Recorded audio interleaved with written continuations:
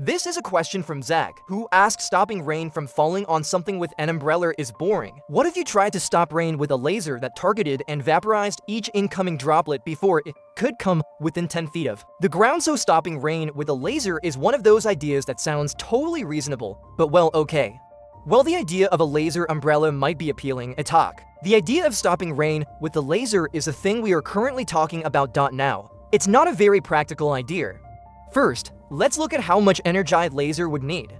Vaporizing a liter of water takes about 2.6 megajoules of energy, and a big rainstorm might drop half an inch of rain per hour. Oddly enough, you can just multiply these two numbers together in a smart calculator like Wolfram Alpha or Google, and the units work out to give you an answer in terms of power per surface area, which is exactly what we're looking for. The calculator says we need 9 kilowatts of power per square meter we want to protect with our laser.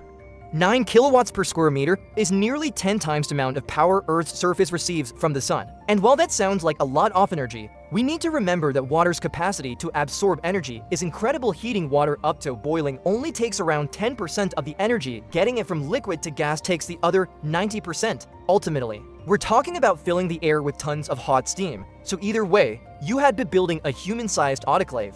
Needless to say, autoclaves are not really a popular place to live, but it gets worse vaporizing a droplet of water with a laser is more complicated than it sounds. There are many papers on this subject, and the general gist is that it takes a lot of energy delivered fast to vaporize the droplet without just splattering it apart into little droplets.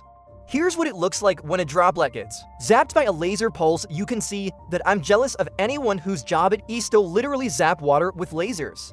You can also see that the laser mostly splatters the droplet, rather than vaporizing it. The implication is that completely vaporizing a droplet would probably take even more than the already unreasonable amount of power we were considering. Then there's the problem of targeting and aiming. In theory, this is probably solvable. Perhaps even without military-grade equipment, high-speed cameras can triangulate the three position of a baseball or football hundreds of times per second to help referees make calls. A similar, but more sophisticated system could track the incoming raindrops. As for targeting, adaptive optics allows for extremely fast and precise control of beams of light.